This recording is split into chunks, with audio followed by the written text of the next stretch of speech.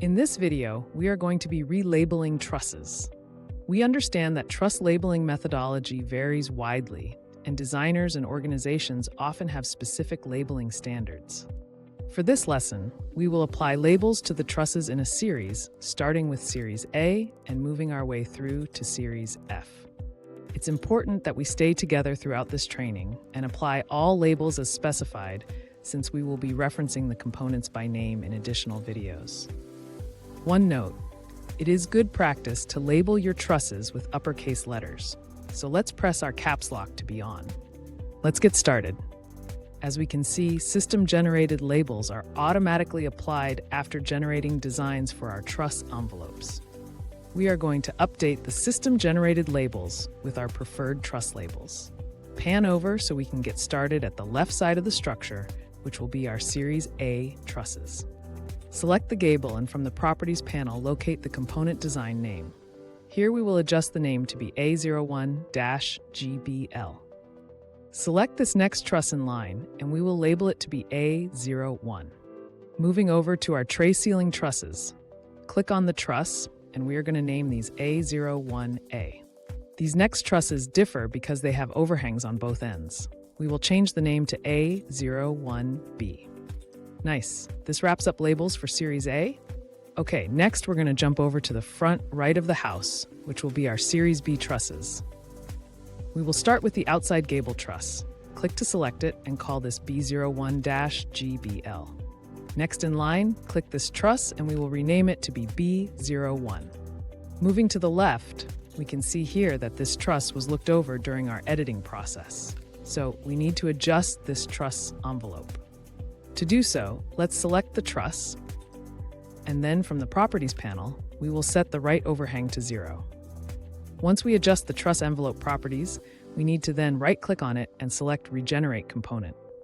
With the overhang corrected, we will now rename this to B01A, which also applies to the next several trusses, as you can see these populate. Continuing to the left, let's click to select this next truss, and we will name this B01B. Next, we are going to select the transition gable and name it B01-GBL, and we will also add a -T to differentiate it from our other B series gable. Great, we've got our A and B series truss labels. Next, let's pan down to the front porch area where we'll take care of our C series truss labels. We will start with the gable. Select this truss and change the name to C01-GBL. And for this next one, we will click to select it and label this C01. Next, let's select the first of the valley trusses and name it C02-V. Moving over to the next truss, select it, and we will use C03-V. All right, and that does it for these C-Series truss labels. Next, let's pan over to the garage area and we will work on the D-Series trusses.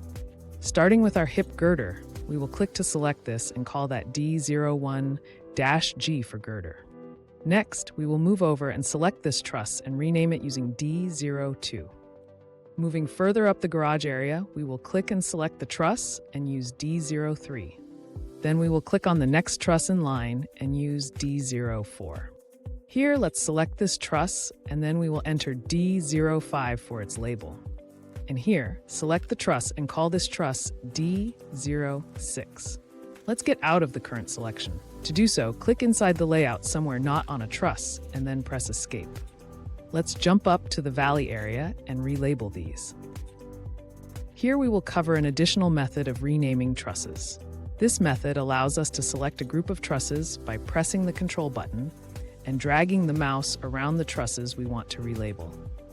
Once you have the trusses selected, right-click on one of the selected trusses and click Rename Component. Here we see the group appear in the panel to the right.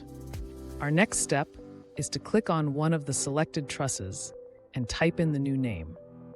We know the truss is active as the truss turns green in our layout. We do not need to go over to the panel on the right as the selected truss is highlighted in the text box. We simply type in the new label name, then we click on the next truss and type in the new name we want. Okay, now we know the process. Let's get started relabeling the valley trusses. Press and hold the Control button and move your mouse. If Truss Envelopes is not selected from the multi-select options, make sure to select that option. Now drag across the 7 valley trusses to select them. As we can see, these are now selected. Let's right-click, then select Rename Component. The list of trusses is now active in the panel to the right. Let's start relabeling from the bottom and work our way up. Click on the bottommost truss. When we do, the active selection turns green. All we need to do is type in D07-V. Remember, we do not need to click over in the active panel of selected trusses. Then we will select the next truss and relabel this D08-V. Repeat this for the next one. So click and then simply D09-V. Let's continue by clicking to select the next truss and type in D10-V. We have a couple more to go for our valley trusses. Select the next one here and use D11-V. Then we will click to select this one and we will use D12-V. Let's select this last one and call it D13-V. Let's pan down to the hip trusses here on the garage. Starting with the corner girder, click to select it and we'll use D-CG6, representing a 6-foot hip girder setback. Notice that it applied the label over on the other side as well. Next, we will select our 2-foot corner jack and enter D-CJ2. And then we've got our 4-foot corner jack. Select it and we will enter D-CJ4. And finally, let's wrap up our D-series trusses. Select our 6-foot end jack and we will relabel it with D-EJ6. Next, we will pan over to the rear porch on the house. Here we will relabel our E-series trusses. We will start with the hip girder, click on it and enter E01-G. Click to select this next truss, and here we will use E02. As we move on down, let's click and we will enter E03 for this truss. Next in line here, click to select the truss and we will use E04-V.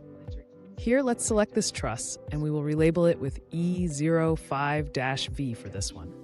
Click the next truss in line and we will relabel it using E06-V.